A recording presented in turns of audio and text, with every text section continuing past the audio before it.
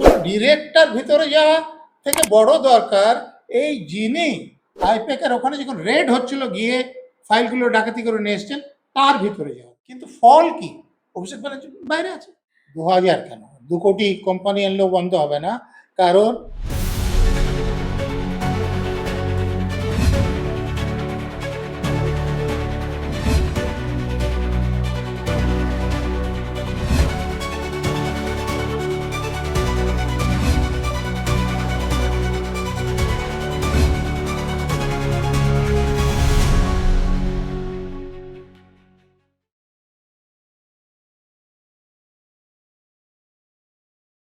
পশ্চিমবঙ্গের সার্বিক উন্নয়নের স্বার্থে সোনার বাংলা গড়ার লক্ষ্যে নন্দীগ্রাম বিধানসভায় আগামী 23 তারিখ বিজেপি প্রার্থী শ্রী শুভেন্দু অধিকারীকে 1 নম্বর বোতাম টিপে পদ্মফুল চিহ্নে ভোট দিয়ে বিপুল ভোটে জয়যুক্ত করুন।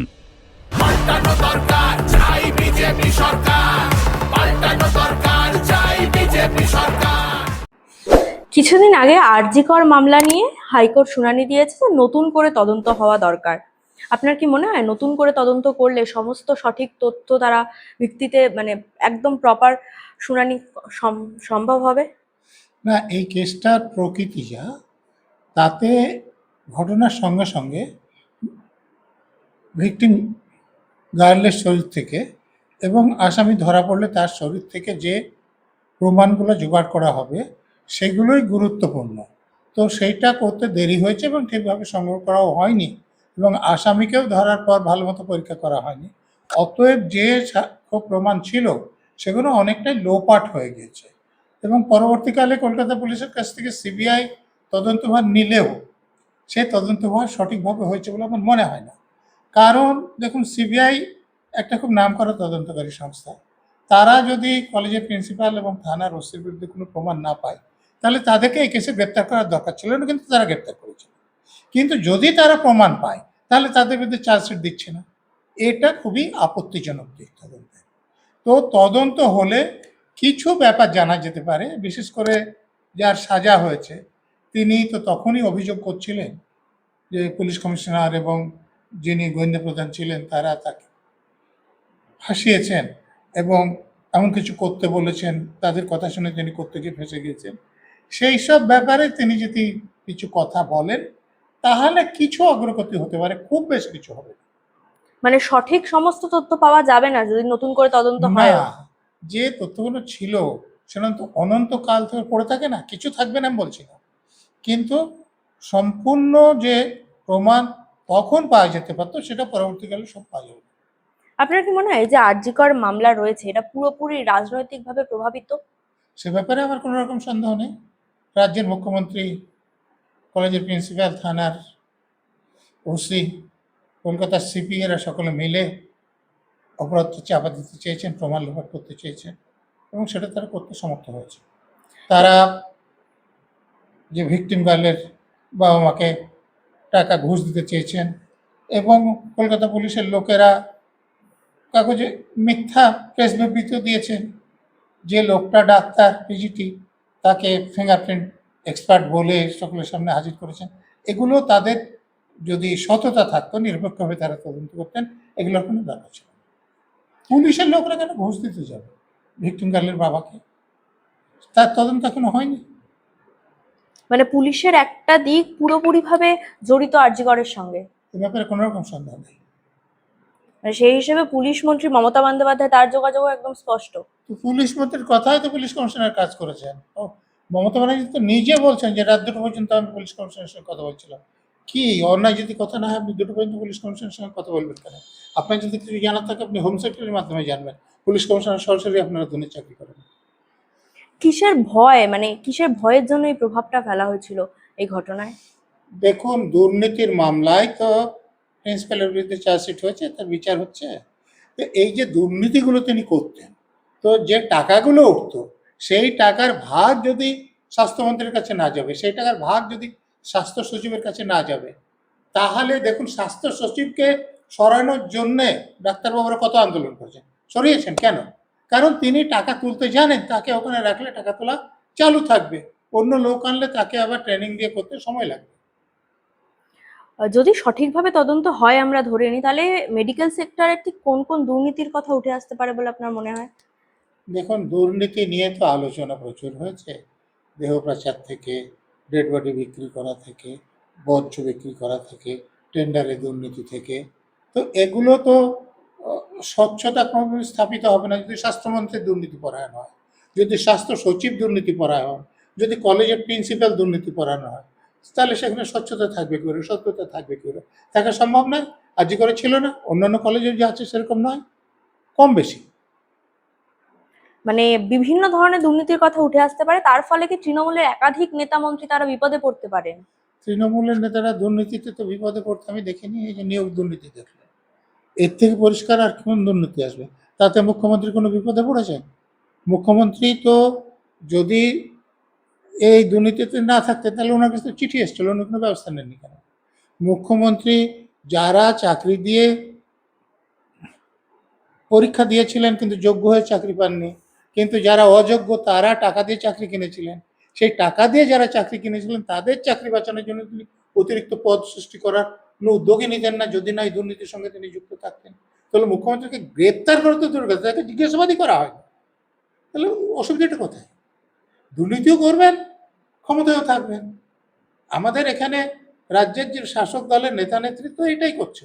এবার যারা প্রার্থী হয়েছে দেখুন না, প্রার্থীগুলো দেখুন। মমতা ব্যানার্জি নিচে আছে, জ্যোতিপ্রিয় মল্লিক আছেন, ফিরহাদ হাকিম আছেন, কুণাল ঘোষ আছেন। তা আপনি কত দেখবেন? আর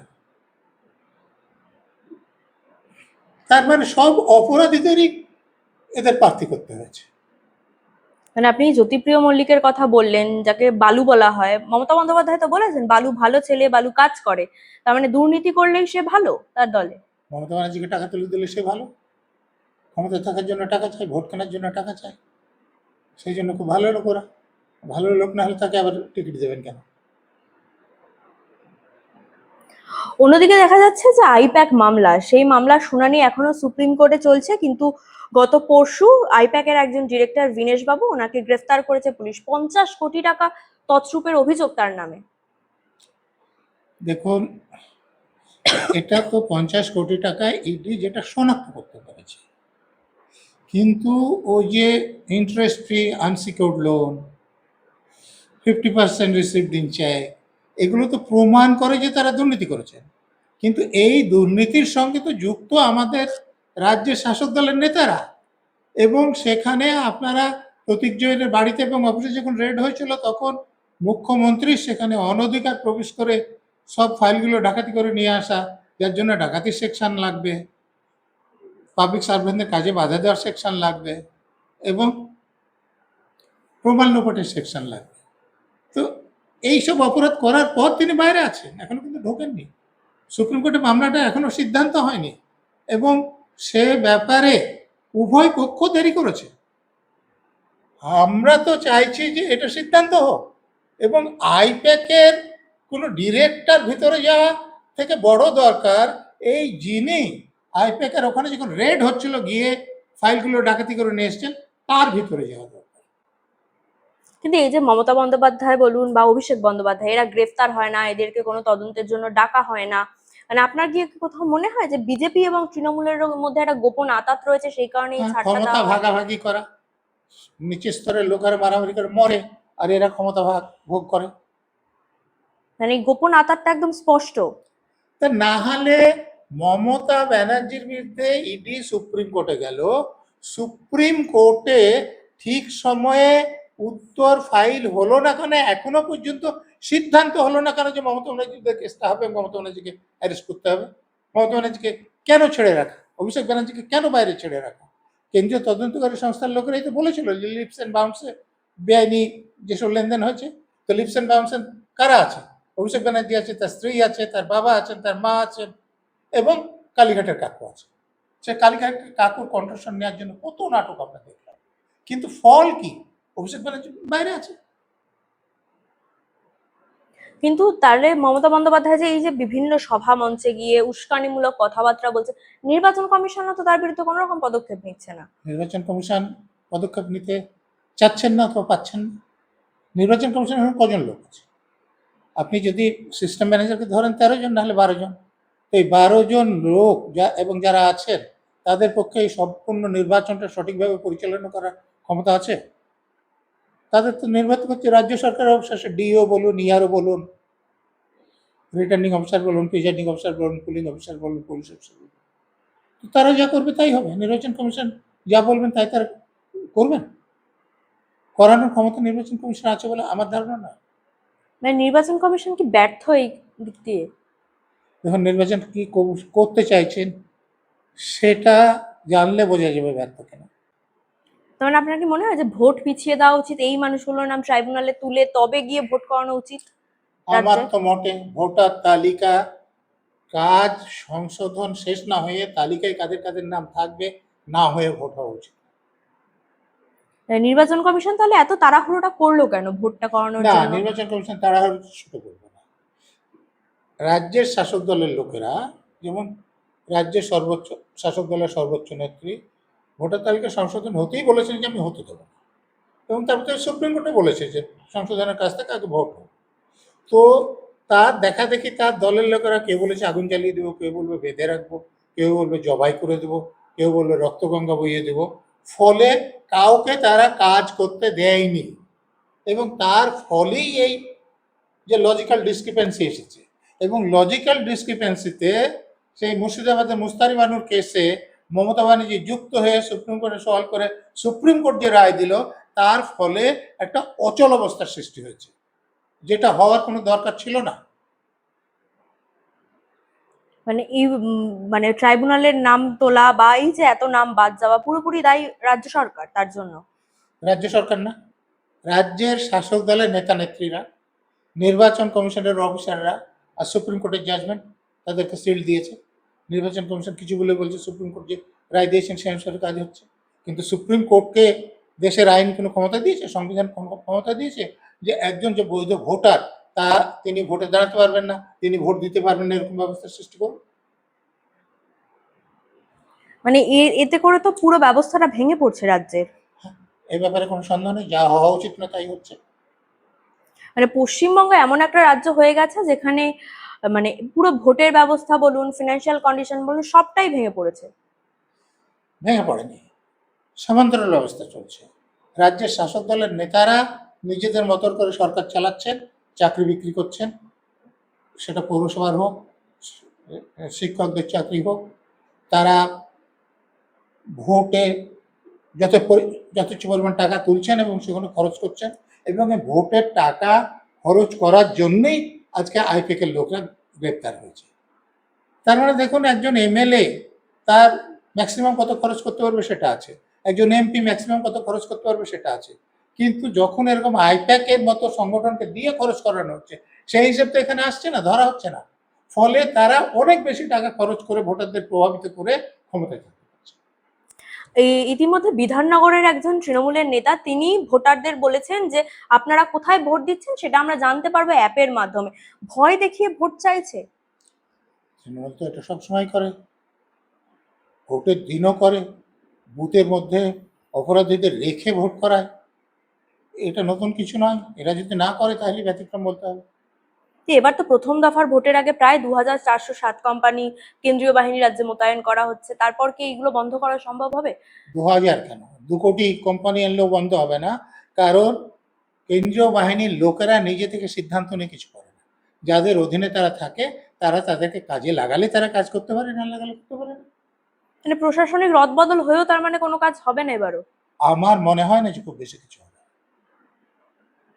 মানে এই যে এত নিরাপত্তায় নির্বাচনকে মুড়ে ফেলছে নির্বাচন কমিশন, পুরো লাস্টে গিয়ে দেখা যাবে সেটা পুরোটা এবারে ফেলিওর। মুখে মুখে কথা, কাগজে লেখা, এতে ভোট হয় না।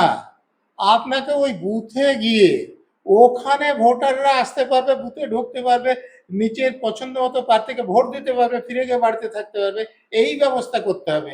এরকম ব্যবস্থা আপনি করতে পেরেছেন? অন্যদিকে দেখা যাচ্ছে ডিএ মামলা, ডিএ দিয়ে দেওয়ার কথা ছিল 25 তারিখের মধ্যে, কিন্তু সেই ডিএ এখনো দেওয়া হয়নি। প্রায় 6000 কোটি টাকার বেশি ডিএ বকেয়া রয়ে গেছে এখনো। সুপ্রিম কোর্ট মামলা আরো সুপ্রিম কোর্ট পিছিয়েছে। যখন রায় দিয়েছে এবং সুপ্রিম কোর্টের উপর কোনো কোর্ট নাই, অতএব সরকার দিতে বাধ্য হবে। এই ডিলে টালে করে কিছু দেরি করতে পারে, কিন্তু না দিয়ে পারবে না। কিন্তু উনি তো বলেছিলেন ভোটের আগে দিয়ে দেওয়া হবে, এত মানে সে মিনিমাম কিছুটা। মমতা ব্যানার্জি কি বলেছে সেটা আপনি যদি বিশ্বাস করেন তাহলে তো বিপদের কথা আছে। মমতা ব্যানার্জি কখন ঠিক কথা বলেন? উনি সবসময় বেঠিক কথা বলেন, সবসময় মিথ্যে কথা বলেন, এবং বেঠিক কথা মিথ্যে কথা বলার জন্য ওনার কোনো রকম অনুতাপ নেই। একদম সামনাসামনি যা খুশি বলে দেন।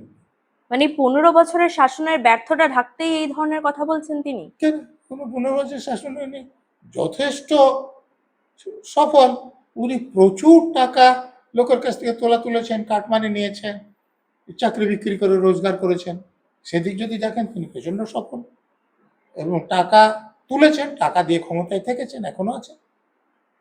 মানে এই ভোটেও কি টাকাটাই ফ্যাক্টর হবে, টাকাটাই কাজে লাগবে? আমাদের ভোটাররা এত বেশি সচেতন নন, ফলে একদিকে টাকা কাজ করে, অন্যদিকে গুন্ডা বদমাশদের ভয় দেখানো আরো বেশি করে কাজ করে।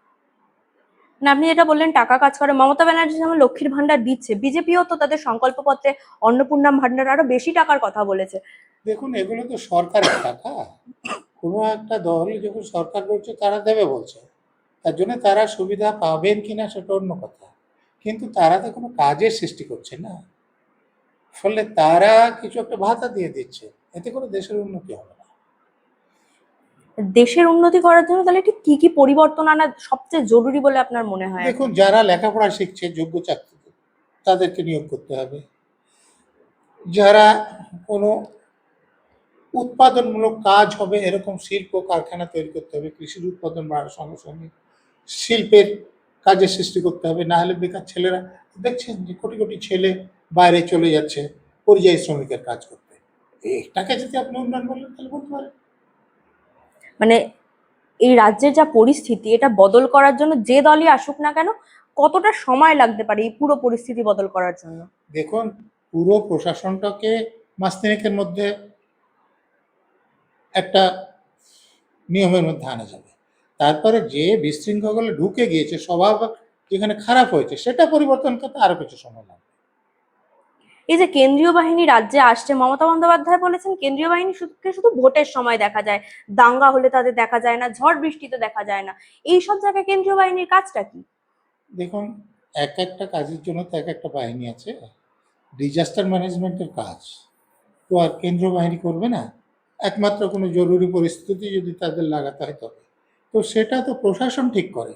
উনি বলুন না যে আমি এই বিপর্যয়ের সময় কেন্দ্রের কাছ থেকে সাহায্য চেয়েছিলাম, কেন্দ্র আমাকে সাহায্য করেনি। এরকম করে হাওয়ায় কথা ভাসিয়ে তো কোনো লাভ নেই। মানে মানুষকে ভুল বোঝানোর চেষ্টা করছে। সে ব্যাপারে কোনো সন্দেহ নেই। মমতা ব্যানার্জি সবসময় লোককে বিভ্রান্ত করে, ভয় দেখায়, টাকা পয়সা দিয়ে প্রভাবিত করে ভোট নেয়, এবারে করতে চাইছে। একটা শেষ প্রশ্ন করব, এই যে পশ্চিমবঙ্গ এমন একটা রাজ্য যেখানে দেখা যায় সবচেয়ে বেশি প্রি পোল ভায়োলেন্স এবং পোস্ট পোল ভায়োলেন্স, এর জন্য কি রাজ্য সরকার বা মমতা বন্দ্যোপাধ্যায় একমাত্র দায়ী? রাজ্য সরকার দায়ী না, রাজ্য সরকারের যে প্রশাসনের জন্য লোক কাজ করে তারা দায়ী। আর রাজ্যের শাসক দলের নেতাদের যেন তেন প্রকারে আমাকে ভোটে জিততে হবে, ক্ষমতায় থাকতে হবে, এবং তোলা তুলতে হবে, কাটমানি তুলতে হবে, ঘুষ আদায় করতে হবে, সেটা দায়ী। যদি ক্ষমতায় আসলে খুব বেশি লাভ না থাকে তাহলে ক্ষমতা থাকার জন্য এত উদগ্র বাসনা থাকবে না, খুন করে দেবে না লোককে। মানে পুরোপুরি তাহলে প্রশাসনটা দায়ী? প্রশাসনকে কাজ করতে দেওয়া হচ্ছে না আইন অনুসারে, প্রশাসনকে দলের স্বার্থে ব্যবহার করা হচ্ছে, সেইটা দায়ী। মানে তাহলে আলটিমেটলি ঘুরে ফিরে গিয়ে সেই প্রশাসনের মাথায় যিনি বসে রয়েছেন মমতা বন্দ্যোপাধ্যায়, তিনি এই সমস্ত ঘটনার জন্য দায়ী? অবশ্যই সব থেকে বেশি দায়ী, একাই দায়ী নন, কিন্তু তিনি সব থেকে বেশি দায়ী। তিনি হচ্ছেন যাকে বলে নাটের গুরু। তিনি পুরো এই প্রশাসনটাকে নষ্ট করেছেন, পুরো দুর্নীতি ষড়যন্ত্র করেছেন, এবং পুরো টাকা তুলেছেন, কোথায় কোনটা যাবে সেটা ঠিক করেছেন, কিন্তু তার বিরুদ্ধে কোনো ব্যবস্থা নেওয়া হয়নি। কিন্তু উনি তো বারবার একটা কথা বলেন যে উনি কিছুই জানতেন না, যখনই কোনো দুর্নীতি তথ্য উঠে আসে উনি বলেন আমি জানতাম না। ওনাকে বাইরে রাখলে উনি জানবেন কি করে? ওনাকে ধরে হাজতে ঢোকান, তারপরে জিজ্ঞাসাবাদ করুন, উনি জানবেন। অসংখ্য ধন্যবাদ।